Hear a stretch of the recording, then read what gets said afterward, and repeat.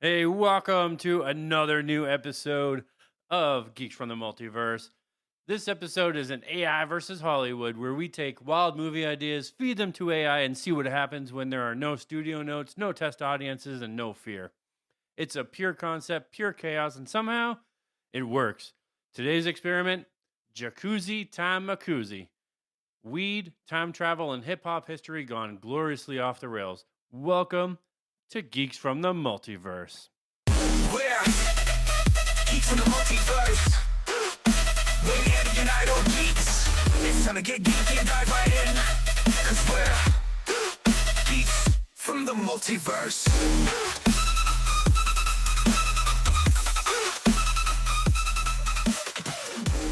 Hey, everybody. I don't know why I keep doing that. I keep hitting the wrong damn music, but hey, I love that one anyways. But what's going on? I am Mr. Grumpy Beard, one of your hosts, and with me as always, Captain Mustache. What's up, y'all, everybody? Yes, today is a very interesting episode because I know what's funny about this idea, man, is that we randomly came up with this outside my house. It was like midnight outside Oh. by the street or Yeah, something. we were joking around, we were shooting the shit, and all of a sudden we're like, oh my God, this is a great idea. And then all of a sudden, Matt was like, this was months ago. This was several months ago. Oh, yeah, it was several months It ago, was a yeah. while back. And all of a sudden, like, Matt's like, oh, don't worry. I'm going to work on this idea. And I'm talking months ago this was happening. And all of a sudden he's like, dude, I came up with the perfect concept. And we were talking about this. And I was like, okay. I said, I could see this actually being a movie. And now this would be cool if you could get everybody on board with it. But think of like Hot Tub Time Machine meets 90s basically legendary Yeah, rappers. it's like meets CB4 or House Party kind of thing. House like- Party, yep. Yeah, so it's Or Bring Down the House. we are doing Jacuzzi Time Macuzzi. Oh, that's Yes. right. So the best part about this is that so we've done, AI versus, Hollywood and coming up with different ideas. This is probably I don't know why. I am not saying that the others weren't, of course, original and like, we're trying to like come up with different concepts. This one was just like a funny comedy parody that we were just Yeah. like It's It like, would be funny it's to like, watch. It's like Scary Movie, but Yeah, for, exactly. But for like 90s hip hop rap, right. And it's a different take. And I mean, the fact that some of the images we'll show you guys later, of course, like on our, Facebook, all that stuff. I was surprised that AI was now one photo is like pretty much it should be the movie poster, like or at least close to it as possible. I do have a version that's that picture. Okay. Well, I mean the other photos that we're mentioning too, some of them were all right. They weren't quite exact what we would be thinking they would be, but I mean, if we could get at least the concept idea, then it's like, trying to get these guys on board and trying to do all that. Well, again, we'll explain in a minute, but like, I really think it would flow. I think it would be really perfect to like have like alternate like posters or like just different shots of the movie or whatever. Right. Like that could be something that would be kind of cool to see if, again, right, because the whole point of AI versus Hollywood is for AI to come up with random ideas to see if we can make a better script or like a better see movie if concept if or something AI like can that. make a better movie than what Hollywood is currently doing. Now this one, oh my God, this it's- one should be a movie. It's funny, but it would be make or break depending on the director, I think. I agree with you. Well, hold on. I would say director, and I would also make sure that the writers. You need a good director and a writer, Right. Or writers, I should But say. before we get into that, we need to get into our first segment, which is AI fixed it. I fix it, Hollywood broke it. Drop that mic, yeah, we roast it, smoke it. Blueprints here, follow it. Hey, yeah. a little bit quicker than we thought. But this is our segment, AI Fixed It, where we give it a show or a movie, and AI spits out 5 problems and 5 solutions, 5 fixes, and why it would work. So we are doing Star Wars, The Rise of Skywalker. Who, let's just say it like this, okay? This was definitely not my favorite Star Wars movie of all time, or at least like in the I don't think it's saga. anybody's favorite No, movie well, of all okay, time, John. well, if you ask, if this is your favorite no, movie of all time, then you need to go bang your head against the wall that's right next to you. that too. No, if you ask a certain someone that we've had in the podcast league and some of our Jeff Corner things, he may disagree. Maybe not this particular movie. There is another movie, but what I'm saying is that this movie as a whole, I actually remember watching this one because this one I believe came out in 2020 around that time frame. I can look it up. Because I think this movie, I'm pretty sure I saw while I was overseas when I was deployed at the time. And I remember watching this. And I actually had to watch it twice because the first time I was watching it, I remember just like sitting there watching it. And then I actually fell asleep during the movie because I don't know what was going on, but I was so exhausted. But they had another movie night. 2019. Was it 2019? Yeah. Oh, okay. So I definitely was watching it overseas. And the second time I watched it, I actually stayed up for it because they did another premiere for it. And it was actually kind of cool because what they did was they allowed us to have like a little movie night because they were sending it overseas to like, the soldiers and stuff. And I was like, oh, this is cool. And I was like, oh yeah, I definitely need to watch this. And, when my first interpretation of this movie, Matt, is that I love how this is supposed to be the, I guess, starting of the future if they were ever to do like a saga, which honestly, at this point, it was basically just wrapping up the bullshit that they made from the 7 through 9. Like at this point, like this was just okay, here's the end of the story. And then we'll see if maybe we'll continue with this or not. Yeah. So let's get into the problems of what broke the movie. I will do number 1, John. Oh, lovely. Oh, here we So, go. problem number 1. Number 1. Palpatine's return invalidates the trilogy. I mean, that's a huge problem. So bringing Palpatine back off screen destroys narrative trust. It cheapens Anakin's sacrifice, overrides episodes 5 and 6, and signals panic.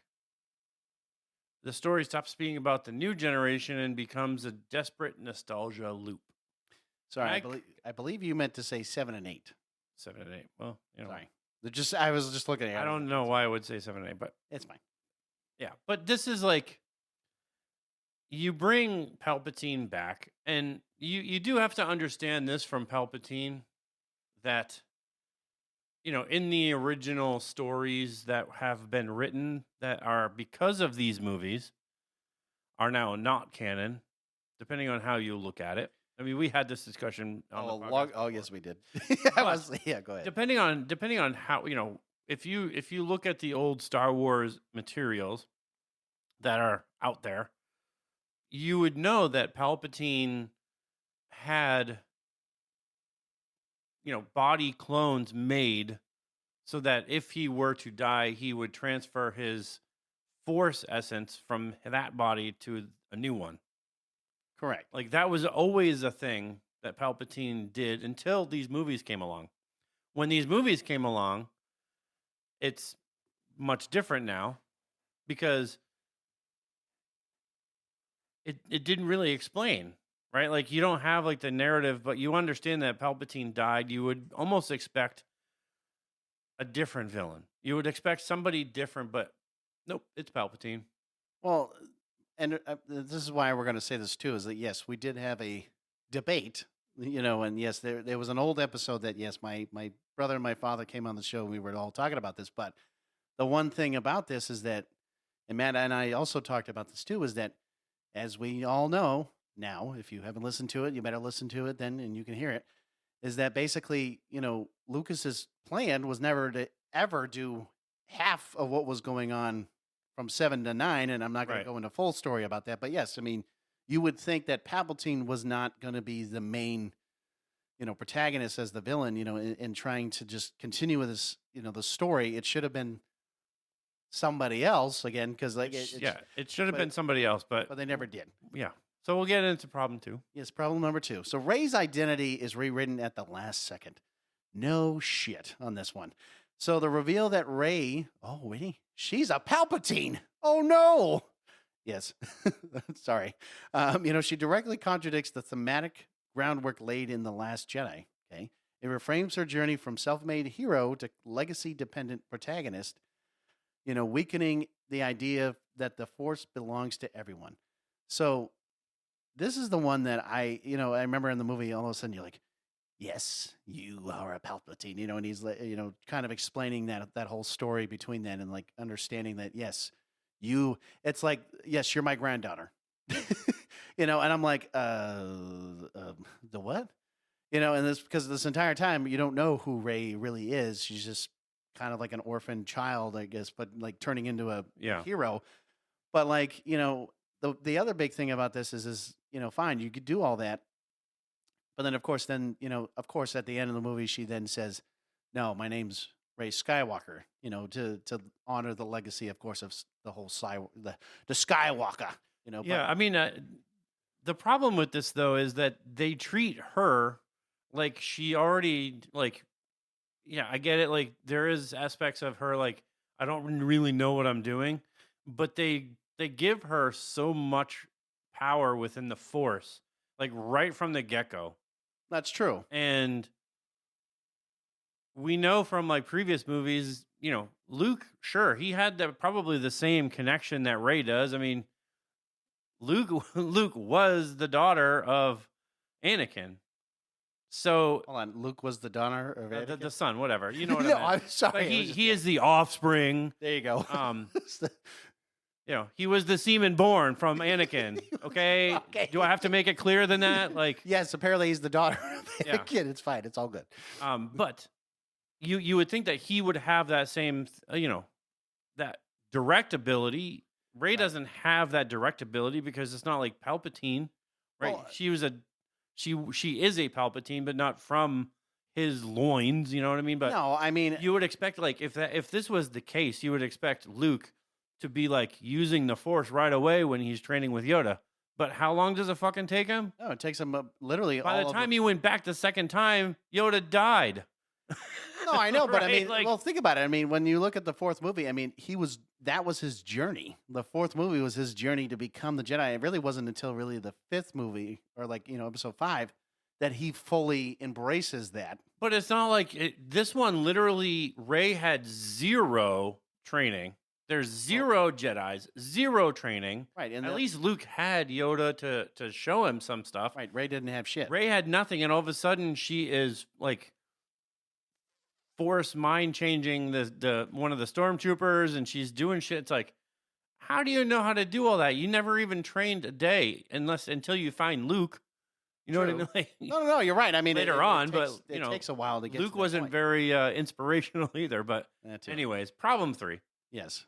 Problem 3. Yeah, it's okay. I'll do it. So it's okay. So the movie is structured like a video game fetch quest. There you go. That's a good one. Instead of the emotional escalation, the plot relies on MacGuffins. There you go. Find this dagger, go to this planet, unlock this device. Characters move constantly but evolve very little. Momentum replaces meaning. I mean, it's true. I mean, she's trying to, figure out exactly where she's got to go. I mean, I know Luke kind of helps with that. And then she's also, having this connection with Kylo Ren, Right. which doesn't help that, process either.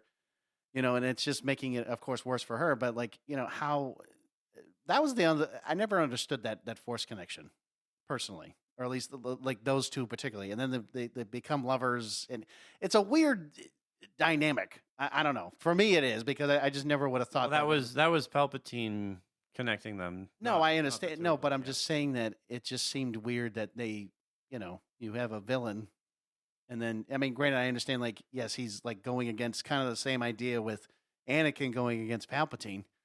And it's just weird. It's Yeah. I feel like it's a weird dynamic there. No, I mean it is a weird dynamic. I don't know.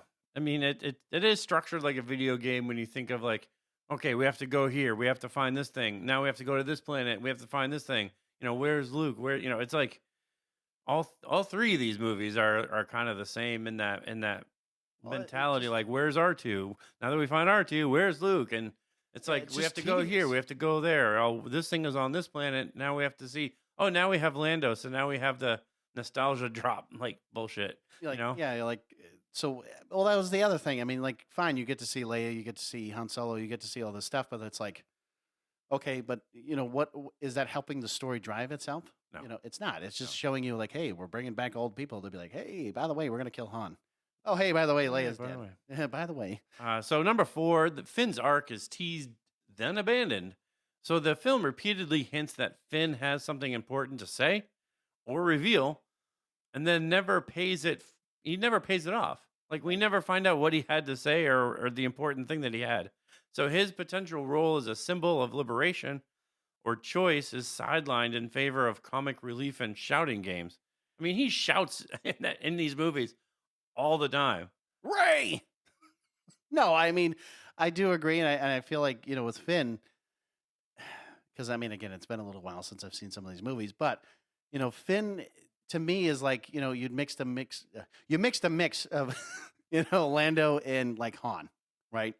So I think if you take those two characters, you put them together, there you go. You get Finn, Right. and it's kind of like the whole. But they teased a lot. I mean, like, there's one moment where he was like using the lightsaber, and it was like, oh, does he have like maybe he'll have some kind of connection to the Force?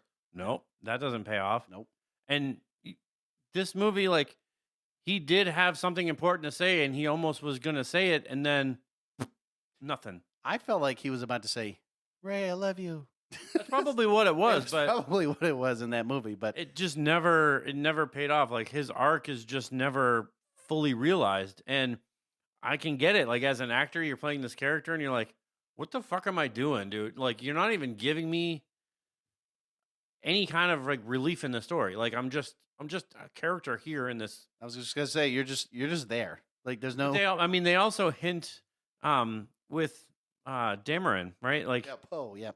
they also hint like we're kind of like walking the line of, do these two love each other? Like what's going on here? Yeah, Like, right. Exactly, and that's what I'm saying. And and I don't care if they did. It's doing the Disney-fied thing, but they never go this route with him. It's so freaking annoying because he was a cool character. no, he was, and I mean, when you're looking at these movies, I mean, he was a great supporting, character for Ray, and it kind of helped the story kind of bring some moments together. But it just, like you said, if you leave a character hanging and there's no like, at least action or I was even gonna say consequences, like something. Just give us something give us instead of just something. do nothing. All right, you did 2 in a row. I'm doing 2 in a row. So Oh, I see. problem number 5, the finale prioritizes spectacle over resolution. So you see massive fleets and visual noise overwhelm character payoff. The climax tries to end a 9-film saga with bigger explosions instead of a thematic closure. It leaves the ending emotionally hollow. Oh, yes. Like I said, the very end when she says, "My name is Ray Skywalker," and then she walks off into the distance of Tatooine. It's like, what? I'm like, that's it. That's all we got to Well, get. I mean, even the whole, Palpatine's doing his thing, and he's like, "I'm all the Sith," and she's Oh, doing yeah. her thing, and she's like, "Well, I'm all the Jedi." It's like, who fucking wrote this? Like a 9-year-old? No, it wasn't Lucas. I can tell you that. These two are fighting, and it's like, "I'm all the Sith. I'm better than you." No, I'm better. That's like 2 kids fucking arguing No, over. hold on, ready? Here we go. I'm Dirty Dan. No, I'm Dirty Dan. No, but it's like 2 kids when they're fighting. Like, I'm the Cowboys. I'm supposed to win. Well, I'm the Indians, and we're tougher. Like, It's like, who cares? you guys both kill each other, so go fucking play something else. Go play with Legos or some shit. Like, no, it's like 2 kids arguing, and you're trying to end 9 films. The 8, I'm not gonna say the 8, but the 6 before it are all hardcore legacy Star Wars that deserve some kind of a thematic closure, And we never got it. an emotional closer for all of these movies, and it's like, It's like the end. You're like, wait, what? it's like Disney just took it and we're like, we're just gonna take a big pile of shit and just plop it on the ground. And by the way, there's there's your your sign. sign. Yes, I gotcha. Yeah.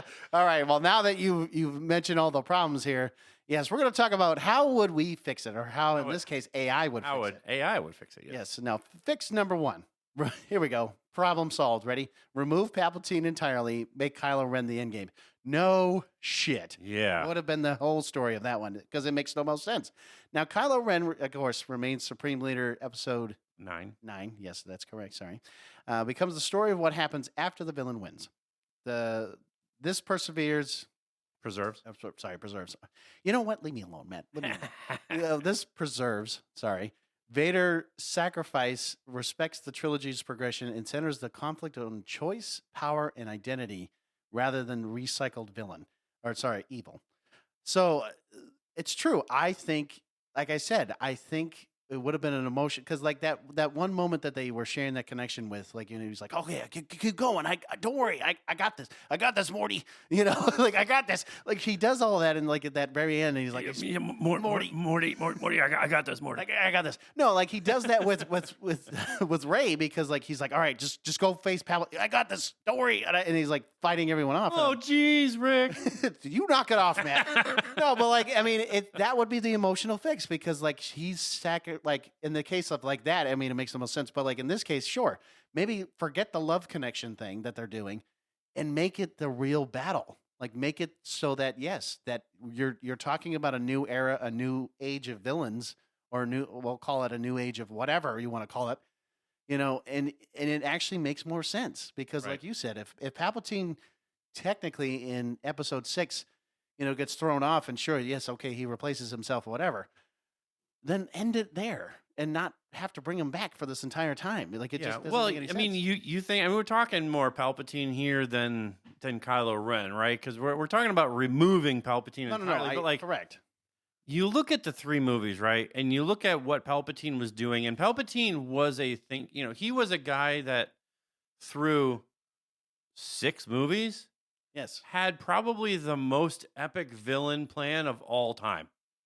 yes, I would say behind Nobody knew who he was until 4. almost the very end of 3. Well, that's true. Well, I mean, Because that's when he took over that Emperor Palpatine. Well, not Emperor, but he took over the full Palpatine, Darth Sidious thing, well, yeah, I mean, technically, and became who he was in 4, 5, and 6. But What- now you're talking from 7 to 8 to 9. What is he doing? He's pretending to be somebody else. yeah, he's lurking in the shadows. And by the time we see him, he's like a feeble old guy on some freaking Weird machine. animus machine. Of course, you have to throw that in. I do have to throw it in there because we just did an episode on that. But he's on some weird machine, and we find out like he's been making clones. It's more like he's on been life support. he's been pretending to be like the supreme leader Snoke. Like Palpatine was not that guy. No. Palpatine at this point, you have to understand that he was egotistical. He would not pretend to be somebody else. He would have been Palpatine from 7 to 8 to 9. Right. And I mean, he would have been, I would say at this point, he would be one of the main figures if that was truly done the way they should have done it. But you're right. I mean, if he's on this like life support machine, because that's kind of what it kind of was, and he's just dangling there. But it just, you're right. It doesn't make any sense. And Kylo Ren would have been the Darth Maul. Correct. To Emperor Palpatine. Absolutely. He would have been the Sith apprentice, and he would have been probably the one until we see Palpatine on this thing at the end would be the main villain because he was the Darth Maul type character, but that's not what we got. And not only that, I mean, if that was the case, even if I'm going to throw, like, yes, I am going to contradict this one. Even if they kept Palpatine, then let Kylo Ren kill Palpatine and actually end the whatever the hell it was that they were doing. I mean, that would be, I mean, if you took what Rey did and you change it to Kylo and you said, I'm all the Sith, and he's like, no, you're not, and kills him. Right. Then Kylo ultimately becomes that ultimate villain who becomes what, Palpatine was. Right. But, And then technically Rey could have, technically faced Kylo. And that could have been an ending in itself. Right. And then finally been done something better. so fix number 2. Oh, so we're going back and forth now. Okay, keep going. Yeah. Wow. We keep Rey a nobody by blood. And she's chosen by legacy, not by blood. So Rey's strength comes from discipline, empathy, and belief, not lineage. She chooses the Skywalker name as an adopted legacy, which she does. She does in the end. She does in the end, but this is because she's reinforcing the idea that heroism is earned and not just by like, oh, I'm a Palpatine, but I'm going to choose being a Skywalker because, well, it's better. No, she chooses it because of the heroism that she showed was earned. And this aligns with the trilogy's strongest thematic thread that greatness can come from anywhere. Can I say one thing real quick about this? I don't know, and it's just kind of a funny thing for me. I always love when Palpatine would go Skywalker. It's like and he's just doing his like Skywalker. I don't know. It was just something random, but no, when you look at Rey, yes, I agree that it should have been the adopted name and legacy that As soon as they dropped it, that Palpatine, it was like, what? Are you fucking kidding me? Come on. That's what I mean. It's just like I'll throw in there like, hey, by the way, you're a Palpatine, and you're like, no, it's like a throwback to that. But no, at that point, you might as well have like, you're a Calrissian to Finn, like, you know what I mean? Just keep just keep going down the line, like. Right. No, I agree. I mean, it doesn't make any sense. Kylo, you're a Solo. What? Solo? Red Solo. It's like, come on. I mean, what are we doing here? No, I agree. I do. She should never have been a Palpatine. Absolutely. And she should have just been a nobody. But yes, now number 3, replace scavenger hunts with character. I don't know why I was stuttering there. My bad. Replace scavenger hunts with character-driven objectives. Okay, so reduce the plot to one clear goal. Stop Kylo from fully consolidating galactic control. Every mission must force a character decision, which, you know what? That's what they should have done better on, too, with character decisions. So Rey confronting leadership and fear, Poe learning restraint and responsibility, and then Finn embracing purpose beyond survival. The plot advances because characters choose, not because clues appear. And this is what we're talking about, this is why it sucks, because they wanted to change the fucking blueprint. They did all that, and then they basically gave all these characters bullshit. And it was just like, here you go. Whatever we came up with, that's what we're going to go with. And it's like, yeah, you had a plan. And you could have made it even better. And this is why we're saying this, because I agree. Rey, even though I know at first she doesn't want to become a leader, she does hopefully embraces that. Poe, again, because he's the hothead. He doesn't want to listen sometimes to authority and wants to do is like basically what, in this case, Han Solo would typically do. Learning that restraint, learning to take that responsibility. Finn, I mean, come on, man. I mean, he coming from being a stormtrooper to, being a badass, basically in this case, I mean, he was just like a wimp sidekick, because that's what they kind of made him at this point. Right. It just doesn't make, like, embracing that, and saying, hey, you actually have more purpose. Right. Like, you can do more than what you're doing. These movies, like, was the start of kind of souring my love for Star Wars. I mean, I love Star Wars as a concept. I love a lot of the original. I mean, I love the original stuff. Oh, yeah. But, like, when these movies were made, it, like, opened the door for the Acolyte. Oh, wait, hold on. Matt's favorite series of all time. But it's really one of those things, and I really hate it because these movies like just left a sour taste in a lot of fans' mouths that they're not fixing. I mean, Mandalorian was one thing. I mean, that was probably the better of anything that they've created thus far. But once they make this movie, right, because they're doing Mandalorian and Grogu, like, oh yeah, of course. What's after this? There's nothing, because I don't think they can. Why keep doing the Skywalker shit? Like, just leave it alone. Go away from it. Like, find somebody who's an actually good director. Get good writers that actually know fucking Star Wars, and do the Old Republic. Dive fully into the Old Republic is such a cool set of stories in there. Like, well, no, bring back all of the shit that you guys changed because of these 3 movies, and do some Old Republic stuff, because that is great stuff, where you actually had real Sith Lords. You had the real Sith as an army, not like the Empire with the stormtroopers. The bad villain armies were the Sith. Well, here's the thing, man. And they were led by Sith Lords. So here's the problem with that. You don't think they're not going to follow suit when it comes to the Acolyte? Oh, no, they're going to Disney-fy the shit out of it. No, they're going to do the same thing that they did in the Acolyte, and they're just going to do the same kind of concept. Darth Revan, if they do Darth Revan, will be some kind of a female lesbian witch, and it's like, that's not what the character was. You're like, that was well, in the game you can play. I don't give a fuck what you can play as in the game. We're talking the actual, like, canon stuff that used to be canon. You have a blueprint. Follow the damn blueprint. But number 5. We're on number 4, right? Yes, we are, because you went Oh, down a boy. rabbit hole. Yeah, I did. Elevate Finn into the trilogy's moral spine. Ooh, So Finn becomes the leader of a stormtrooper rebellion. billion. His arc completes the trilogy thesis. Identity is chosen, not assigned. He doesn't need force powers. His power is leadership, inspiration, and proof that systems can be broken from within. Damn right. So I could not agree with this more. And I don't know if anything else really has to be said because It's right there. it's right there. I mean, Finn should have been a much more better character story wise, but Nope. And they said, fuck you. That's not what you're doing. Now, fix number 5. End with the ideological victory, not visual overload. Yeah, no kidding on that one. So the final confrontation is intimate. Oh, is it? For the most part, kind of. Rey versus Kylo. well, this is No, I know. If it was to Yeah, fix it, yes, you know, I know. we are I know. fixing it, yeah. Yes, no armadas, no resurrected. Hey, no resurrected emperors. No shit. The resolution focuses on ending the Sith mindset, not just defeating a villain. Rey begins rebuilding the Jedi with humility and openness, signaling a future defined by balance, not bloodlines. And that's exactly what we were saying, because that is why it's important, because the fact that we're just focusing on the stupid shit, and we're like, we got to have explosions, we got to have ships, we got to make sure it's the end of all things. And they're like, no, man, make it simple.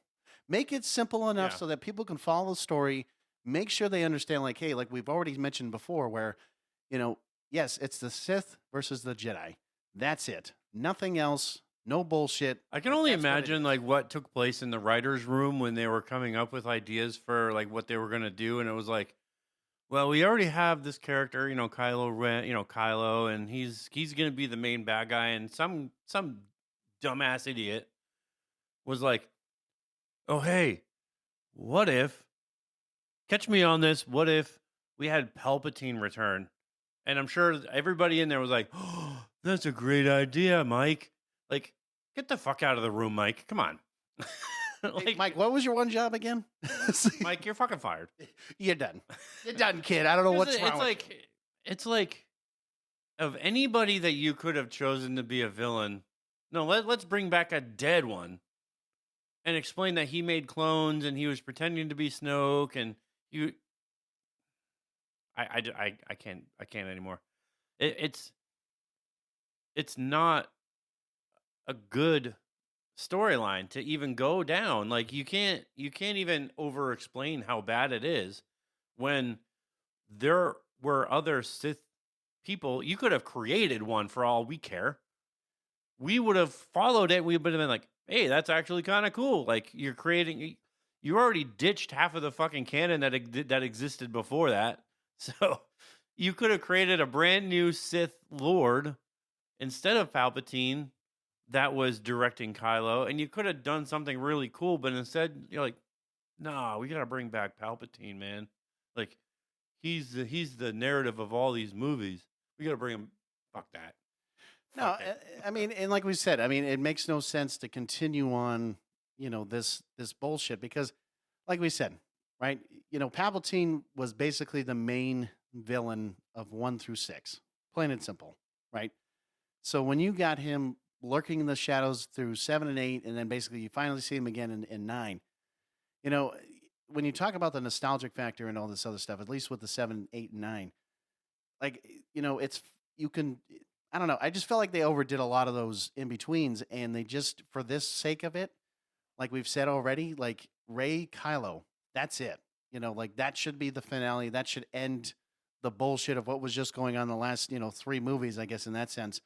And it should never be, again, it's like the saying, keep it simple, stupid. It does not Yeah. have to be over. Even dramatic. if you on some strange level were like, we need Palpatine to be the director of all that's going on, you don't ever show him. No. You don't ever show him. You just know that somehow he's pulling strings.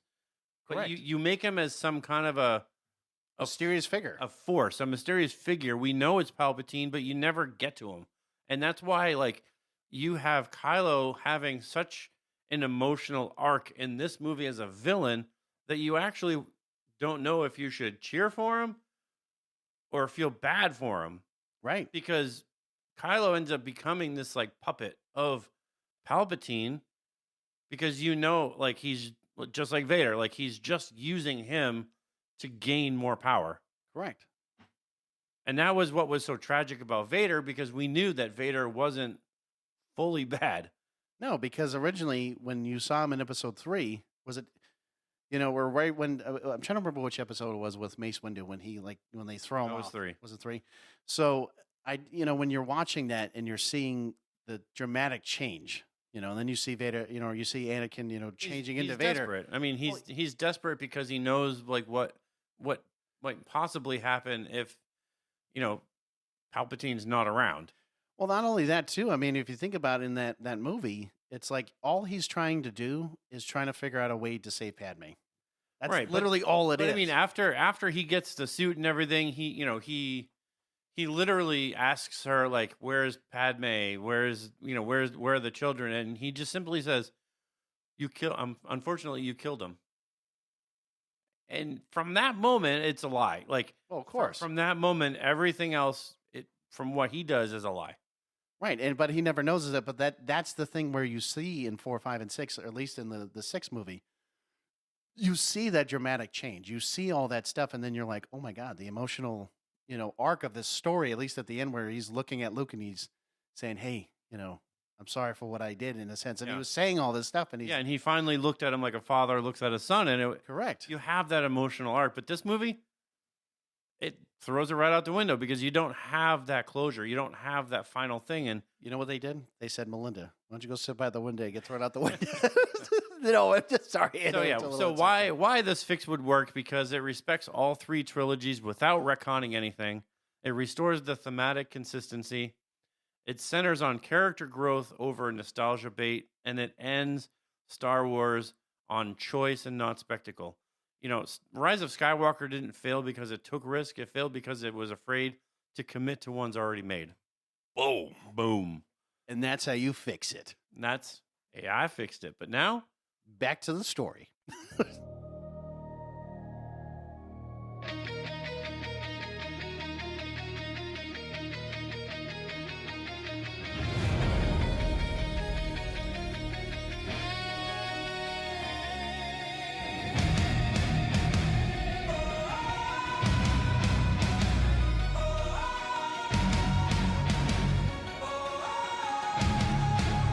Hollywood's broken, the scripts are looking dead.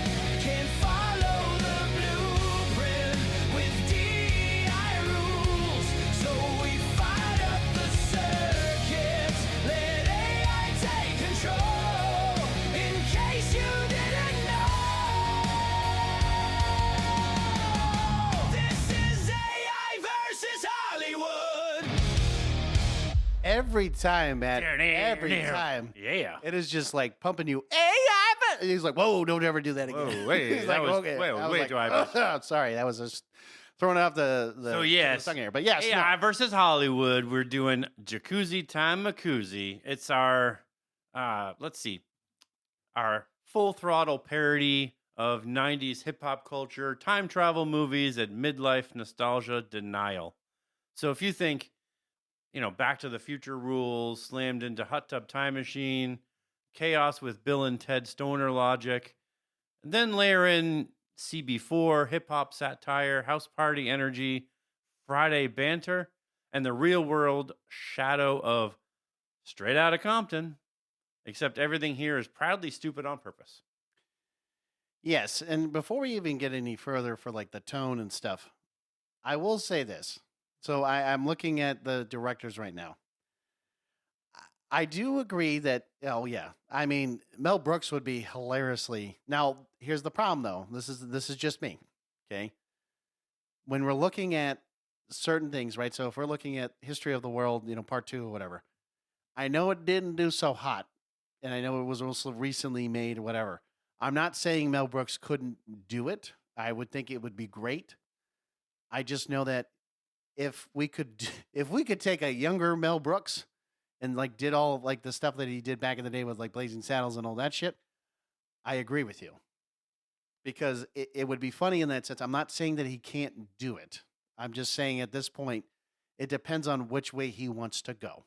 Well, the thing, I mean, Mel Brooks would be the top choice only because, like, he is the undisputed godfather of parody. But we do have to realize that he is 99. Yeah, and he's getting to the point where we don't know Um, how long he's gonna live. But for. I mean, there is a Spaceballs 2 coming out. But Correct. the real question would be because if he didn't write this movie, would he do the movie? Because he made Spaceballs, he made Blazing Saddles, he made Young Frankenstein, Men in Tights. Men in Tights. Like he wrote those movies and directed them. So I mean, it would you really go with like? I mean, I would personally, even though I love Mel Brooks and he is like the godfather of parody satire movies, I think David Zucker, Jim Abrams, and Jerry Zucker, which they've worked on, Airplane, they've worked on the Naked Gun movies. I think They have a much younger focus, and yeah, they have their dumbass absurdity in these movies. They're perfect for visual gags, the blink and miss it jokes. I mean, so many of these movies, if you're not looking at every little thing, then you miss a lot of the jokes because it's not just what the characters are saying, it's the scenery, it's other, characters in the background are doing the dumbass shit, and you're like, hey, that guy who said something funny. You're like, do you not see this dude back here? Like, well, yeah, no, I mean, so like- to me, it wouldn't matter out of the three who would do it. I would say, we'd pick a director. What I would also do is have they've whoever- done the movies all together, by the way. Okay, no, good. Yeah. No, I was just making sure because what I was going to say is if whoever was going to be, let's say, lead director or whatever the hell that is, either one of them could be like a co-director or like a executive producer or something like that, where they could help and. Well, I think that's what they operate as. Like, so one guy, like, David Zucker would be, or Jim Abrams would be the main director, and the others would be like, associate directors or executive producers. But they would be, the three of them have been directing. I mean, they did Airplane to all three of them together. They Right. did the Naked Gun movies together. So, I mean, having three people Oh yeah, is always better than just Mel Brooks. I mean, even though Mel Brooks is, he's hilarious. that's what I mean. Like if we could go ready, if we could take the hot tub or basically the Jacuzzi Time Macuzzi over here, and we could take the actual time machine and go back in time to get Mel Brooks and then bring him back and say, hey, we want to write this movie. That would be me, only Yeah. because then you'd also have that mentality. But I would myself lean on David Zucker, Jim Abrams, and Jerry Zucker because I think that they could do a good job with it. I mean, some of the others, like I wouldn't choose the Wayans brothers. I mean, even though here we go. I do find Scary Movie hilarious. so you're saying you Um, wouldn't want Damian Wayans, like the one that? No, because they would have to star in the movie, and they're not the stars of the movie. No, I mean, well, you'd only need one of them, as well. I was going to say, and like you could have them kind of be like, executive producers, whatever. It doesn't necessarily mean they have to, like, because we can say like this is not a movie about you guys. I mean, They would 100% want to be in this movie. I understand they'd want to be in this movie. They'd have to kind of explain, like, hey, listen, like, the whole point of this movie is not to, we are trying to have some historical things going on here, but at the same time, yes, we're supposed to make it a funny rap parody kind of a thing too. Right. But yeah, I mean, kind of moving forward with the tone here. So yes, it's supposed to be, visually loud, musically self-aware, proudly stupid with fake sci-fi rules that only exist to justify the next joke. Every scene mocks a genre trope while aging legends accidentally snapping space-time like a cheap cassette tape. I love that. And this is true, right? So when you look back at, like the 90s, or at least in the time of like, when you look at like Straight Outta Compton, like I know that biography, or I guess, the movie that they did a while back, yeah, I mean, it's going back and you're seeing how they, how Dr. Dre really, formed this group with Cube. Snoop wasn't until much later, but like in the sense of doing this, when you're like, hey, we're going to go back in time. Now, granted, Snoop was kind of like later to join, kind of the rap scene with, besides like Cube and Dre. But again, they were more like, if you think about nowadays, and especially now with like rap, like these three, back in that time frame, it's, besides like Tupac and Biggie and all them, they really transformed, the game itself, at least with Dre and I know Cube, Snoop definitely much later, and he definitely has no. I'm not going to mention Martha Stewart now, but like he's just adding to the hilarious parts of all this as well. So yeah, let's go over Dre, Cube, and Snoop and how they are in the movie, because they have particular things that they, tropes that they will have in the movie that make them funny. Well, yes. So Dre, he would be kind of the brain of the group. One of his things that he does that makes him funny is he's always saying yeah, before or after or instead of sentences. So you see, you've heard music where Dre's like, yeah, Oh. but that's kind of like his speech pattern where he'll say that kind of stuff all the time. The second thing that he does during the course of the movie multiple times is he's building DJ booths out of anything. Like he's ripping apart appliances, he's taking wires out of cars, he's taking things off the wall, he's even using people. So like that's one of the jokes for the parody and the satire part of it. Like he's a guy, we know him as a DJ. He started as a DJ, then became a rapper. Right. But he still DJs and he still produces. So it's just one of those funny things. And physics are more of a suggestion in this than real physics. Obviously, we're treating science like a parody here. Of course. Yeah. Now, I will admit, Cube is this one kind of plays on the Naked Gun a little bit. Yes, very much so. So the reason why is like some of the things that he'll do, right? I'll mention the second one first, just so that we are getting the connection here. So ice cubes appear constantly, growing larger and more absurd. So just imagine, like all of a sudden he's talking, and all of a sudden you just see this ice cube just like laying on a table, or like I don't know, like randomly in his drink, and like it's like, oh hey man, here's an ice cube for your drink or something. Or they're like maybe they're walking in a parking lot and there's like an igloo with a real like Eskimo like coming out of it, and he's like, I don't know, or something random. Yeah. So like Cube is supposed to be the weapon, but like this weaponized glare, right, can shut down rooms without even speaking. So he's just like, yeah, just look at that glare. punk. And we all know the ice cube glare. Yeah, I'm not gonna tell you. We all know if it. you live under a rock, I don't know what to tell you at this point, but. And then of course he solves problems with intimidation and disbelief. Because I mean, again, if you think about back in the day, like, oh yeah, he would be doing that back in the day, and even now. So Snoop, this is my favorite one because we all love Snoop Dogg. He is the wizard, but he has a joint for every situation, and they're like labeled like potions. Like he has one maybe like Monday, Tuesday, Wednesday, Thursday, Friday. His gym joint, they're just all labeled. So if somebody's like, man, I have a crick in my back, he's like, oh, I got one for the crick in the back. Like, it's actually called crick in the back. And he spells words when shocked or confused. But it even though it says that, but this is something like he's gonna do in the movie where when he's talking, he spells out just random words while he's talking. And it's gonna be the most annoying thing throughout the whole freaking movie. Yeah, so like every basically time that he speaks, it's like, hey man, pass the CHIPS, yo. Like you don't have to spell it when you're talking to me, right? Like it's like, wait, what? But he has this calm narrator inside absolute nonsense because he's a weed wizard, right? Like he just has has a joint for everything. He's like, hey, cuz, like, and just gives like this random advice, and you're like, how does that apply to anything we're doing right now? Well, think about it like this too. I mean, he also did a movie with Wiz Khalifa a little while back. I think it was like Back to High School or back something. It was like him going back to high school or something like that with Wiz Khalifa. So, and the whole movie is about him smoking weed, and I'm pretty sure it wasn't Car Wash, or it was another one back in the day. Yeah.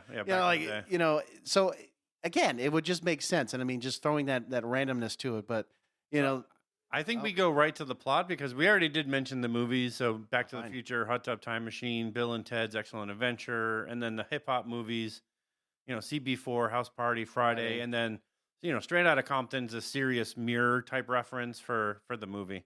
Okay. So we'll go right into the plot because I think moving right into these acts real fast. Yeah. So, I mean, with Act 1, you got the house party, the jacuzzi accident, right? So now this is 2025. All right. So Hollywood Hills, Ice Cube throws a grown man house party to celebrate his Snoop Dogg's and Dr. Dre's new album. I don't want to say this. Oh, it's a grown man. Like they're older now. So a lot of the jokes would be that they're older. So it's like when people walk in, like there's a sign that says "Take your shoes off," and then you'll see like huge piles of like Jordans and Nikes, and Oh yeah, like you just see like the huge piles, and somebody tries to put their shoe on there, and it all collapses on them. Like it's just one of those funny little jokes. Okay. Yeah, no. So like they're celebrating their joint album. Oh, joint album, called "Return of the West." I don't know what the gags is, I but don't know what the gags are supposed to be lower. Oh, These okay, are the gags gotcha. that are in the scene. Okay, so so basically setting up the scene, right? So you got They're the jokes. Yes. these are the jokes. So this is of course a funny one just because it happened so recently within the last few months. We had to have we him in had this to do this. movie, So yeah. ready. So Diddy shows up uninvited, lubed like a rotisserie chicken. Someone shouts, "Ain't no potty till Diddy's." Why don't you just say it? Ain't no potty till Diddy's oiled up. There you go. Before he literally tossed out the window, out the door. Eminem lurks in the background, too polite and sober, taking notes like a freshman at a chaos symposium. I mean, you got a maid following guests, constantly over cleaning.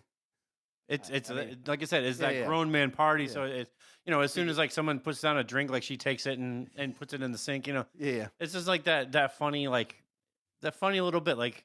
And you probably would see her more like maybe she would come in the main scene, but like as this scene is playing out, you would see her in the background like somebody puts down like a bet like their cup of chips or whatever, and she's like, nope, I'm taking them out. Like for me, it would remind me of like Consuela from like Family Guy. Like no, Superman not here right now. Yeah, it probably would be the same for that. I'm going to do the next one. Okay, fine. So there's a guest that walks in.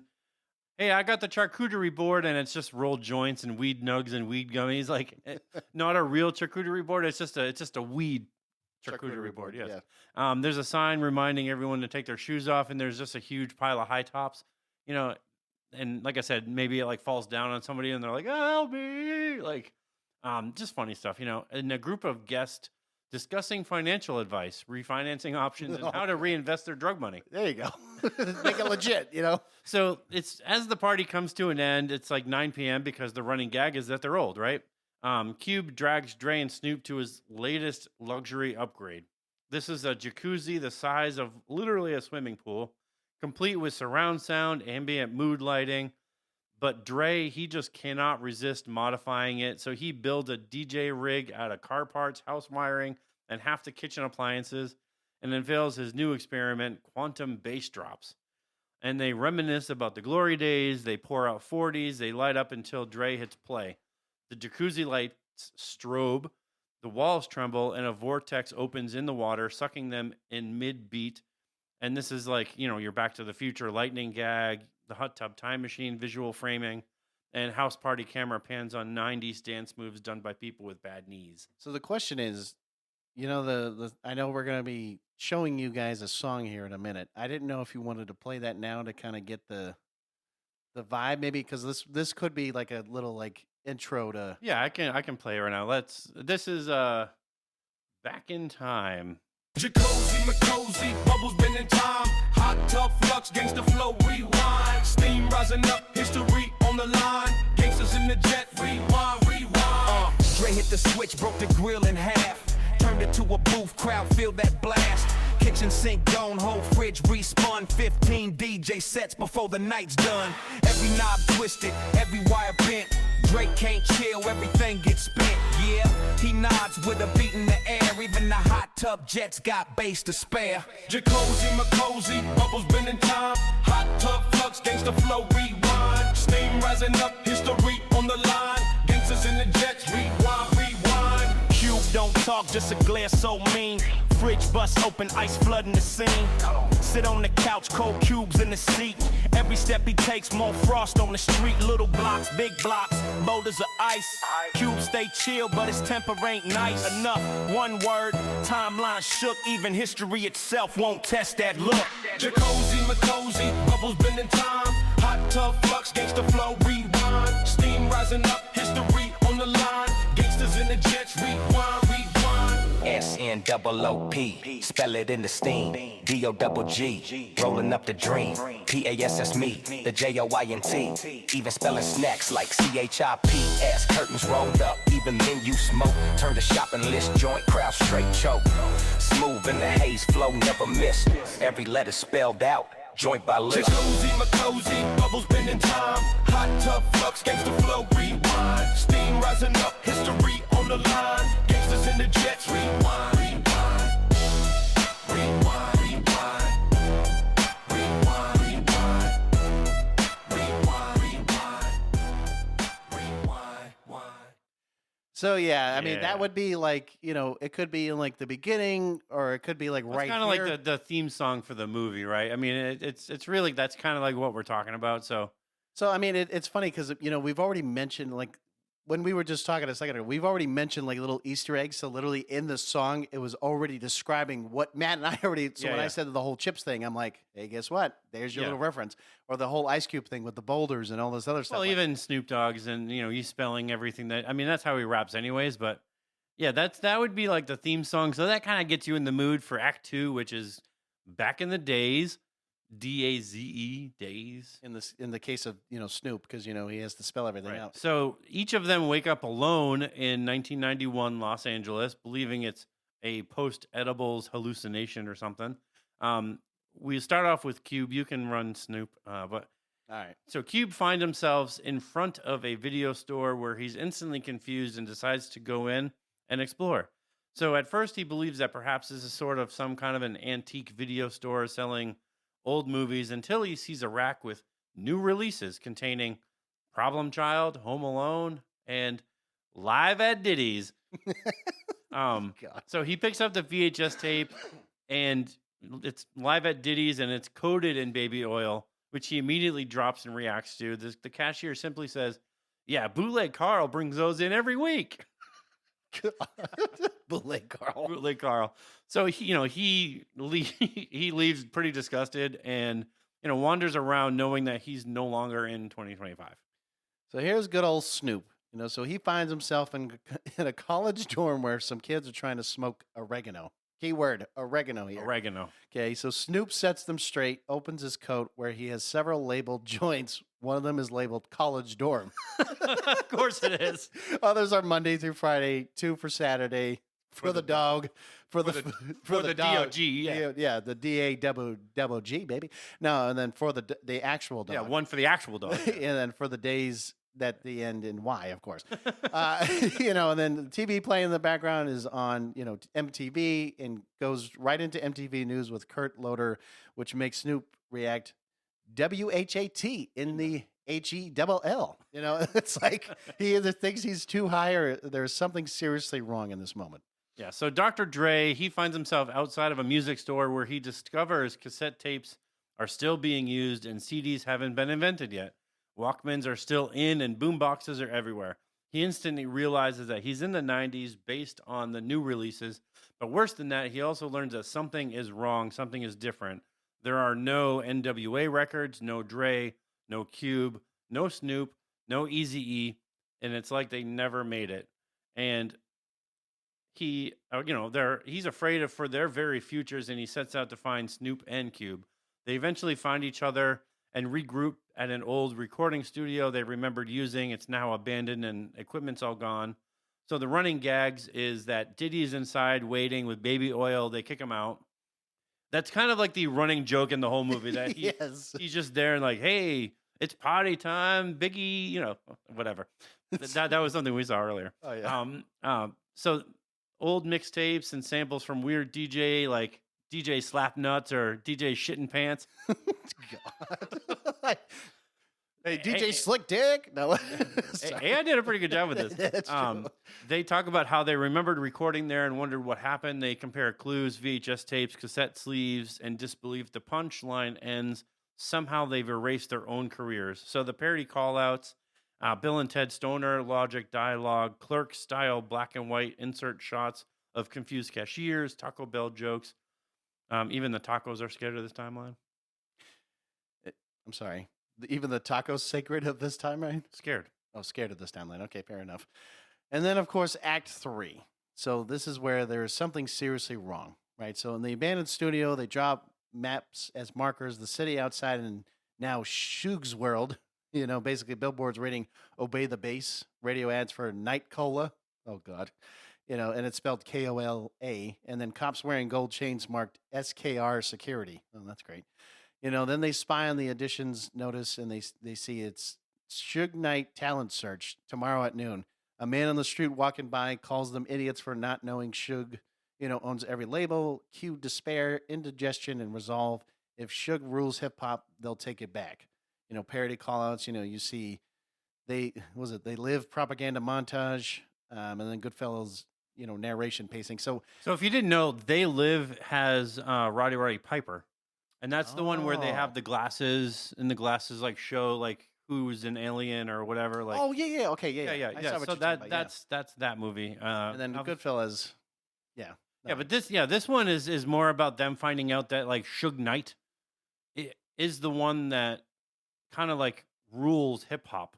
Well, this is kind of like the Back to the Future reference in the sense of like when you're looking at Marty Right. and he goes, I think it was like I think it's to the future when he sees, Biff like taking over the casino and doing all this stuff.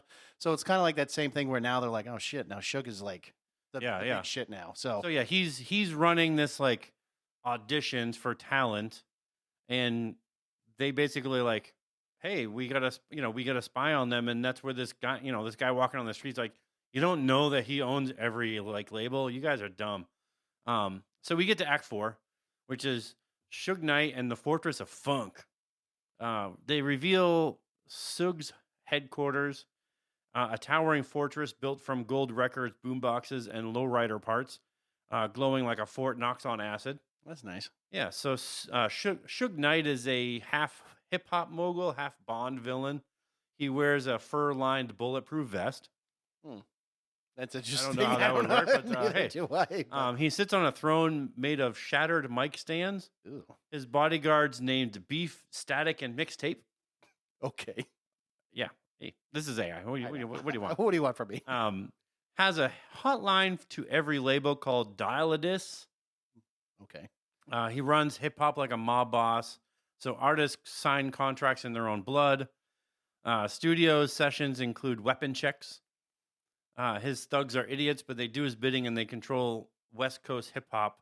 Lots we can do here. There are lots like you can do here with the rap hip hop stereotype, the parody satire jokes with the thugs.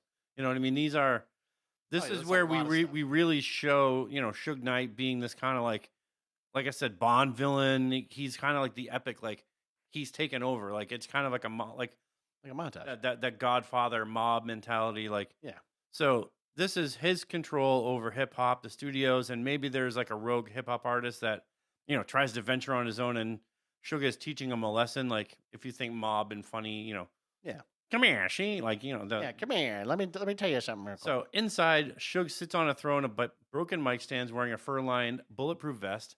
His enforcers, Beef, Static, and Mixtape, handle contracts with literal blood pens. So That's great. They have blood-filled pens. Cube infiltrates the talent auditions disguised as Icy Mac. His verse roast Suge's haircut, cooking, and cholesterol. Oh, that's lovely.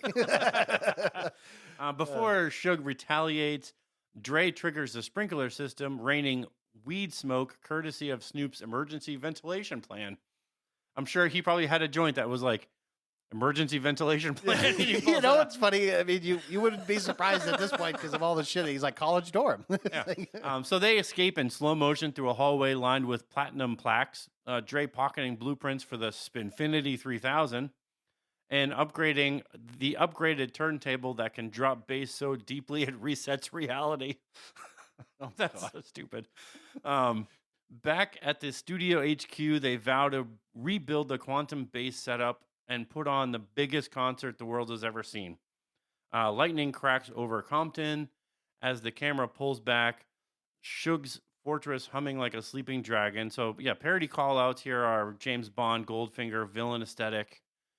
The Mission Impossible infiltration beats with obvious wires showing. Blues Brothers ending energy teasing like, let's get the band back together. So those are like Act 1 through 4. This really kind of sets up the beginning part of the story. So the next episode that we do will have, 5 through, I believe it's 9. Oh wow! I didn't realize I had 9X. Yeah, I think it's 9.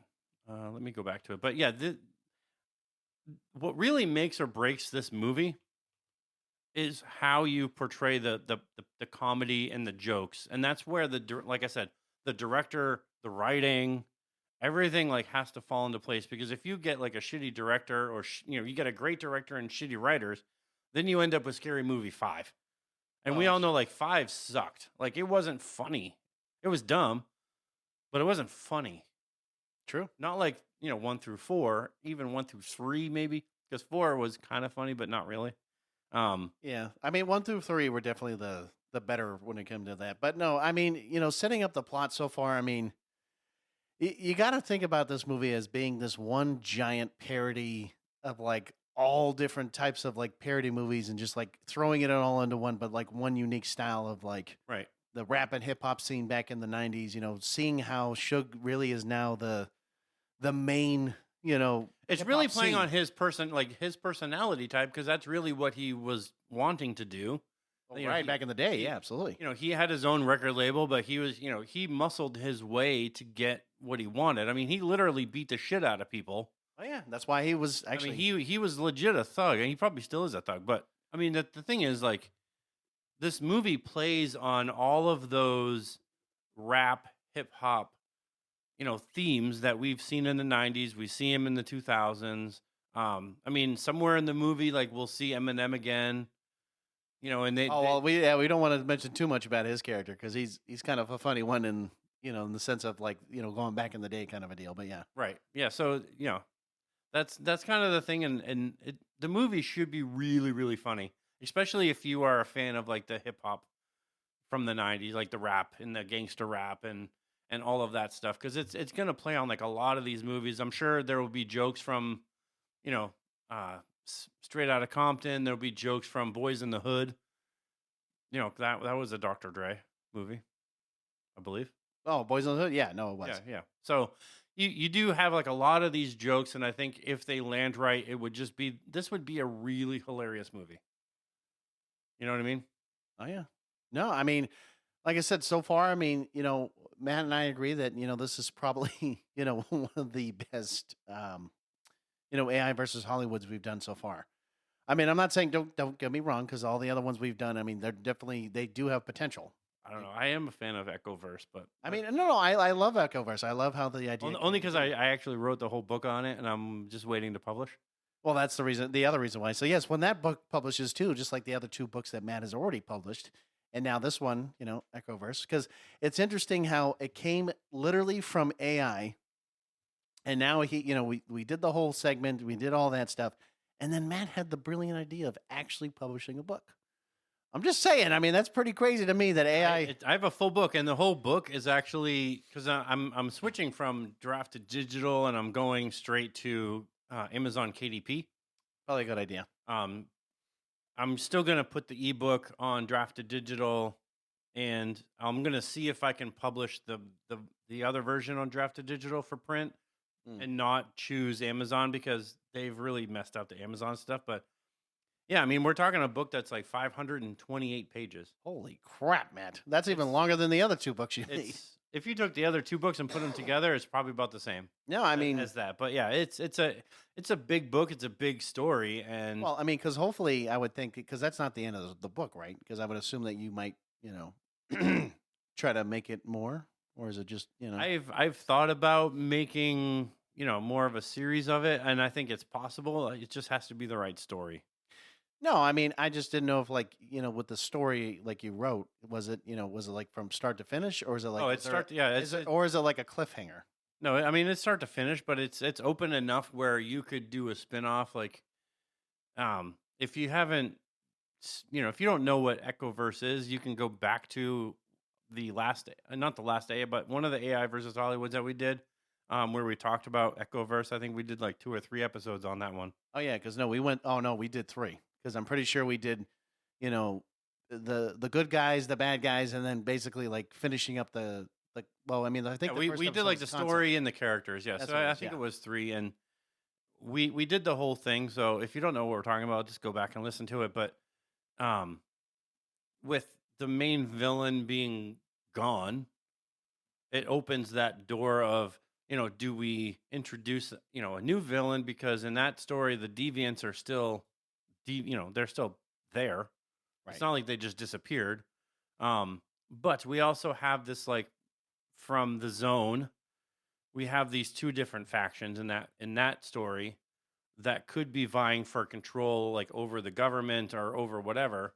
So I mean there's a lot of different directions, but um I still love Echoverse only because yes, I spent so much time in that world, from doing the episodes to writing, literally a 500-page book with the whole story.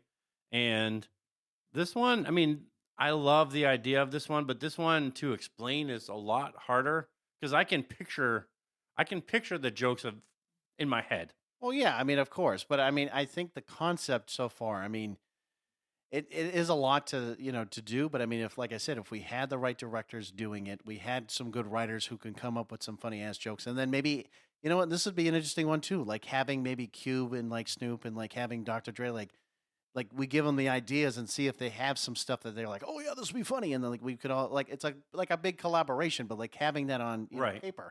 And this is what we're saying with like AI versus Hollywood. We're saying right now, like, we're not taking studio directions. We're not taking DEI. We're not taking, we're assuming that we have a large budget. We're assuming that we're going to have, you know, the writers that we want in this. Like I would want writers that have worked on maybe Naked Gun, who've worked maybe, I think maybe some of them from Airplane and on Well, are, yeah, are and probably not around anymore, but we want those people like that just know comedy, they know parody, they're funny, they're funny, and they can make these jokes. You also want writers who know hip hop. right? They know about 90s hip hop, they know about gangster rap. It's not like I don't listen to rap. But get the fuck out of the Well, writers right. room. I mean, like you stick with the jokes. I'll go find somebody that knows '90s hip hop and like knows. All I don't about even the care culture. about his jokes. It's like, you need to know about 90s rap, 90s gangster rap like that. You need to know about that scene to be able to say like these are the things that were happening and these are the things that make it funny. And you're like, "Okay, let's throw as much stupid crap as we can in this movie." I mean, a lot of it's going to be just like Naked Gun, or it's going to be, you have to recycle some of the jokes from those movies, just making it new and with a brand new filter. And I Right. think that that's what makes this movie unique in that we haven't ever really seen in the modern day a parody movie about 90s hip hop or hip hop in general. Like, Oh yeah, no. CB4 is hilarious and it's a parody, it's a satire movie. Yeah. If you've never seen it, go check it out. It is pretty funny, but it's not this. No, and that's the beauty of So the one thing about like what we were doing with this segment in general is that when Matt and I, we're talking and we're like, we have to start using something that's different from most people, right? So like when you talk about like AI and stuff, everyone's like, well, that's too futuristic. I'm like, no, this is the here and now, right? So most people, if you don't realize this, like I would say AI is to the point where you should be using it, or at least having the idea of how to use it correctly. Because clearly, I mean, we've come up there. AI has done a wonderful job so far. Oh, in it's everything done that a we've done. great fucking job. I mean, this is, I mean, for one thing, like you can say yes, like, well, this is just AI. Let me tell you this: it's not just fucking AI because you have no idea how many conversations and how many things that I have to go in and say, well, that doesn't make sense because of this. Like, why are you, for me, like I talk to my AI, like, why the fuck are you doing this, you dumbass shitbag? Like, and it's like, well, you're totally right, You're totally right. Yeah, I'm a dumbass shitbag. It's fine. No, But like it takes prompts and it takes the conversation to get what we have here. So it's not just like, oh yeah, you just have AI spew it out. No. no, that's not how this If works. you know how much fucking time I spent making just the data for this episode and the next episode, It's a lot of work. it's a lot of fucking work. And it takes a lot of like imagination. It takes a lot of like, hey, I think this would be funny. How do we add this in like Act 2? How do we add this in Act 7? How do we, this is funny. How about this moment? Like I actually put in there like, Easy E, we knew while he was before NWA and probably after, that he was a huge drug dealer. Oh yeah. Like he dealt mainly weed, but I'm sure that there was probably coke and stuff, other Yeah. stuff. But like, I had this idea of like, what if Eazy-E, and we'll probably say this in the next episode. So if you hear it again, I don't care. But Sorry, go ahead. I had pitched this idea of what if Eazy-E wasn't just a drug dealer, but he was like a walking pharmacy. So like when he was like, he maybe heard somebody like walking, next to him, and he was like, "Oh, my back really hurts today." And he's like, I got some ibuprofen and Tylenols, like, Just something random, and you're like, what? he pulls out like, maybe he like opens a bag or he opens like something, and it's like a full blown pharmacy. Like he has every pill, like everything, like. Imagine if it opens up like Bruce Almighty, like in that filing cabinet, like what? It just goes forever, and you're like, yeah, don't worry, hold on, let me. But get it's that. just a funny thing because it's like, yeah, you see a drug dealer and you don't think of a pharmacy, but then when you put the two together, like, oh, he's dealing like legit drugs, like, Right. oh, hey, I got your, maybe somebody walks up to me and is like, hey, I got your prescription for this For medication, Tylenol, and it's like a literal like bag and that says Easy E Pharmacy on it, like, and he's like, here you go, just come back to Easy E there you go, motherfucker. He's like, tell your friends, bitch. No, I mean, I get all that. Tell your friends, homie. No, and I mean that's the beauty of this, like this whole AI versus Hollywood is we have these ideas, we put them on paper, like Matt was saying, it takes a lot of work. It's not just some bullshit that just randomly comes up. I mean, it's a lot of hours, it's a lot of different stuff, but I mean, I love doing these episodes because it's just different. I mean, even on podcasts, and I would say probably everywhere else, you're probably not seeing too many people do this. And I mean, we're just No. openly talking about it because this is something that we're just like, you know what? If you want to be different, you gotta get ahead of the game now. And I mean, if you even look at this, like I took one of these concepts and wrote a full ass book, a full ass novel Yes. on one of these concepts, and it's really, really freaking super interesting. Like it's not like just a boring book. Like there's a lot of things going on. I mean, we talked about the whole story, and I mean, my book follows that blueprint. Wait. Did you follow the damn blueprint? Oh, Matt? I followed the damn blueprint, and guess what? I have a full 528-page book that I'm just about ready to publish. I'm just kind of waiting on. I actually have been trying to sell it to a couple publishers, and I'm waiting for them to like either respond or not respond. So probably by the end of January Okay. or mid January. I know we're in mid Now, January. I was going to say on the back of the book, are you going to have like right on there, Geeks from the Multiverse?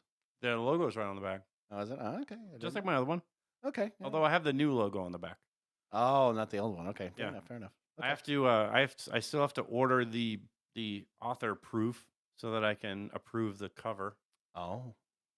And then Matt's going to be so special. See, what's funny is every time Matt publishes a book, I'm like, hey, give me a copy. And I need you to sign it so that one day.